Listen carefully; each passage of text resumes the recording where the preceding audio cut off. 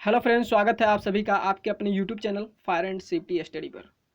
Friends, आज हम बात करने वाले हैं difference between SCBA and scuba. तो चलिए हम बात करते हैं स्काबा की। The full form of SCBA self content breathing apparatus। और हाँ, इसका जो यूज होता है खास तौर से फायर फाइटर या हजमत यूनिट की तरफ से किया जाता है। जब भी आप किसी ऑयल गैस या फिर कंस्ट्रक्शन वर्क करते हो तो वहाँ आपको कन्फाइंड स्पेस का काम करना पड़ता है, तो वहाँ पर भी स्काबा का इस्तेमाल किया जाता है, क्योंकि इन केस ऑफ इमरजेंसी किसी भी पर्सन को रेस्क्यू करने के लिए, और हाँ, रेस्क्यू के लिए उसकी पूरी टीम होती है जो well trained and well qualify होती है। और हाँ, उनको यह पता होता है कि स्काबा का प्रयोग कैसे करना है किसी भी पर्सन को रेस्क्यू करने के लिए।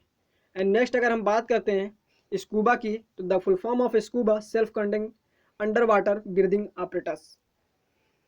देखा जाए तो दोनों सेम है, लेकिन स्कूबा का जो यूज है वो अंडर वाटर किया जाता है। अब हम कुछ पॉइंट को देखेंगे difference between SCBA and scuba. कुछ पॉइंट को हम देखते हैं दोनों में अंतर क्या है। जैसे हम बात करते हैं स्कूबा गियर।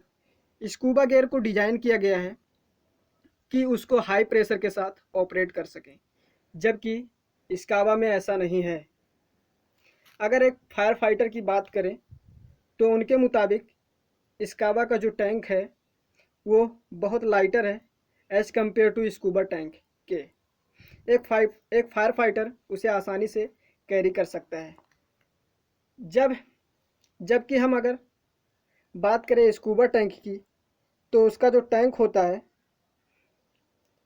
उसके टैंक का जो वेट होता है वो लाइटर बिट एक्स्ट्रा वेट होता है एज कम्पेयर टू स्काबा टाइप, क्योंकि स्कूबा को इस्तेमाल है वो है अंडर वाटर किया जाता है।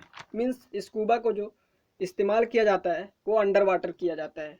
और बट आपको एक बात की ध्यान रखना है, जैसे उसे एक बार यूज करते हैं देन उसे आपको चेक करना होगा। सेम प्रोसेस आपको फॉलो करना होगा स्कूबा में भी। चलिए हम बात करते हैं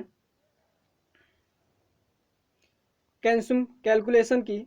उसके कंज्यूम कैलकुलेशन की, हम कितना अगर उसका वॉल्यूम हो तो हम उसको कितने टाइम पीरियड तक उसे कंज्यूम कर सकते हैं। सबसे पहले आपको ध्यान में रखना है जो भी स्काबा या स्कूबा हो, उसका जो टैंक होता है उसमें एयर भरा होता है, उसका अगर मेज़र करना है, उसको अगर मेज़र करना है तो हमें वॉल्यूम में करना होगा।